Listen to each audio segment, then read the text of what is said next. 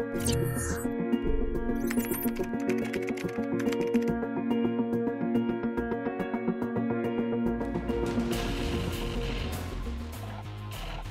maraming salamat sa iyong pagtiwala sa amin dito sa Kainta in Action. Ano ang iyong kwento? Sa may kapitbahay ko po na tinuring kong nanay, yung anak ko po, pinaso po ng sigarilyo. Pumunta po yung anak ko sa bahay. Tapos sabi ko po, anak, anong nangyari dyan? Sabi po ng anak, pinaso ng matanda. Sabi ko, sinong matanda? Nanay, bebe. Yun, bigla po siyang pumasok sa bahay. Tapos sabi niya, Berly, hindi ko pinapaso yung anak mo. Basta hindi na lang po ako nagsalita sa kanya. Hindi po niya inamin na siya pong nagpaso sa anak ko. Dito po sa may bandang ganto po niya pinaso. Tapos ito naman pong July, tinurot po niya. Nangingitim po yung sa braso niya. Saka po yun sa pisngi. Yun po yung kitang-kita ko talaga na kinurot po niya yung anak ko kasi nasagot po yung matanda ng anak ko. Makulit po kasi yung anak ko eh. Nagpasensya po talaga ako. Pero galit na ho ako. Nanginginig na po ako sa galit nun kaya pumasok na lang po ako sa bahay tapos hindi ko na po siya pinansin. Ngayon lang pong August. Sinampal po niya ng tsinelas. Magkakasama po kami sa bangkuan. Nagkikwentuhan po kami. Kasi binaliwala ko na po yung mga ginawa niya. Yung pagpaso, yung pagkurot. Tapos itong pagsampal po ng tsinelas, naulit naman. Ang ginawa ko po, hindi na naman po ako kumibo. Pinunasan ko po yung mukha ng anak ko kasi may putik nung may mga buha-buhangin po yung pisngi. Anong ginawa mo? Pumasok na lang po kami sa loob. Anak, halika na. Pumasok na tayo. Hindi ka kumibo? Hindi po ako kumibo. Hindi mo inaway si Lola? Hindi po. Nagtimpi po ako. Pero sa totoo lang, gusto ko na po talagang sagutin siya. Pero ang iniisip ko, pag sinagot ko to, baka po magtalo kami or magkasakitan. Yun po yung iniiwasan ko. Pero noong pangatlong pagkakataon, dito na nagalit ang iyong asawa yun, at dito na nagalit yung lolo ng iyong anak. Opo, yun. Sila po ang nag-away. Lola Bebe at saka ang tatay-tatayan ko po. At ito ang dahilan kung bakit ikay nakipag-ugnayan sa amin dito sa Hindi ko na po CIA. alam kung anong gagawin ko eh. Kung ipapabarangay ko pa o ipakukulong ko eh. Ito po, napanood ko itong CIA. Sabi ko, baka itong makatulong sa akin kung anong dapat kong gawin. Ang hirap po patulan kapag matanda po. Siyempre, nanay din po ako. Ang kinakasama lang po ng loob ko eh. Tinuring ko po siyang parang nanay ko kasi wala na po akong nanay eh. Masakit po para sa akin na ganun ginawa niya sa anak ko. Hindi ko po matanggap na sinaktan niya yung anak ko. Kahit naman po sinong nanay eh. Pagka sinaktan po yung anak niya, hindi ko po masakit para sa nanay. Ako nga po, pag pinapalo ko yung anak ko eh, nakukonsensya po ako, humihingi po ako ng sorry.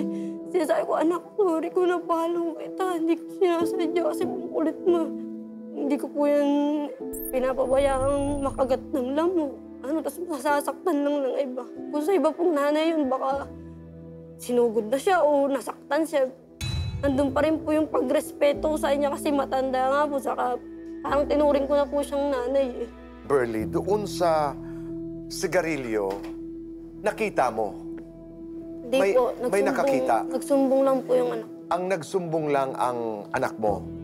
Walang kapitbahay, walang kahit sino na nakakita? Wala. Gaano na kayo katagal na magkapitbahay? Kasi dayo lang po yun eh. Siguro mga 2 taon na. Si nanay ay 74 years old. Kasama niya si Lolo Jose na kanyang asawa, di ba? Na 73 years old.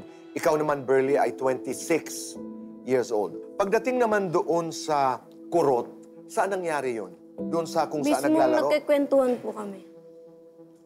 Nandun ka? Opo, nandun po ako. Kami pong dalawa kong anak. Kapit ko po yung anak kong bunso. Nakita mo na kinurot? Opo. Baka naman nanggigigilang? Hindi po, seryoso. Sabi, kahit kaharap ang nanay mo, wala akong pakailam. Itong sampal naman, nakita mo rin?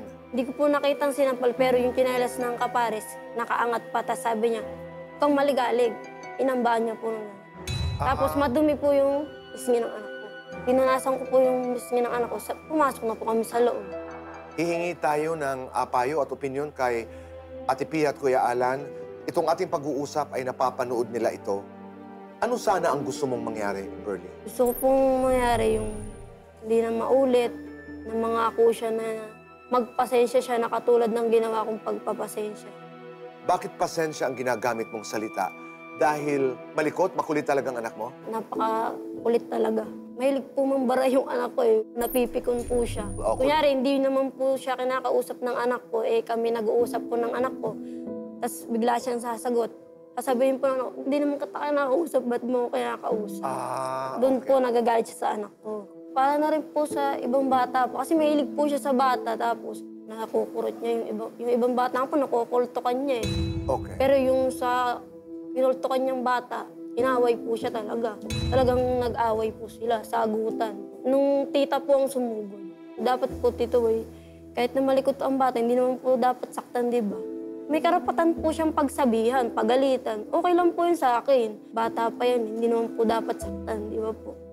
Maraming salamat.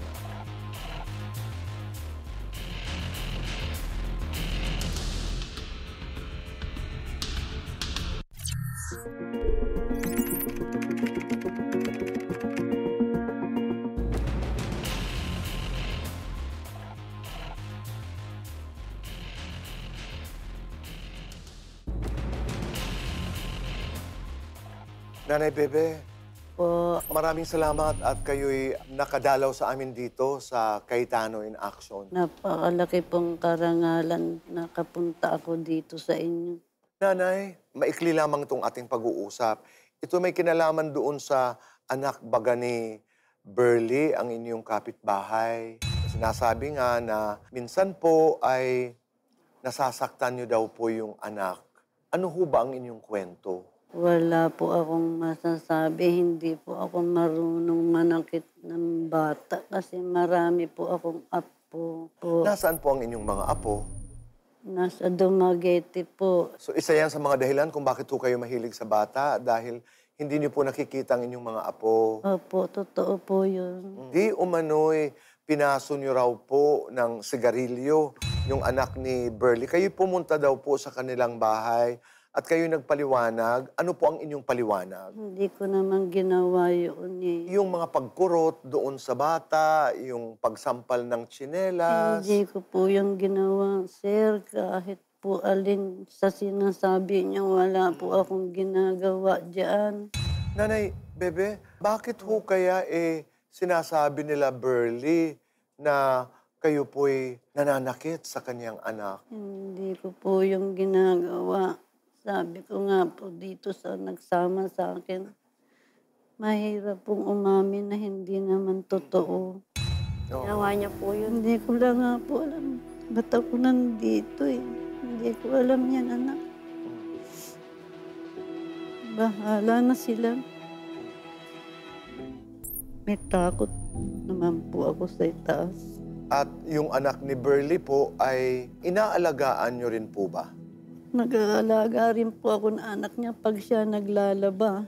Hindi po ako nagpapaawa dito pero hindi po ako marunong manakit ng bata. Minsan nga po tumutulong ako sa kanila. Ngayon wala na ako talagang magagawang tulong kasi meron na akong sakit. Hindi naman ako anak dating ganito. Naglalabada ako eh. Kaya lang ngayon wala nang tumanggap. Kasi matanda na raw ako. Naiintindihan po kita at naririnig kita, Nanay. Maraming salamat po, Nanay. Maraming salamat, anak. Ito po. Oh.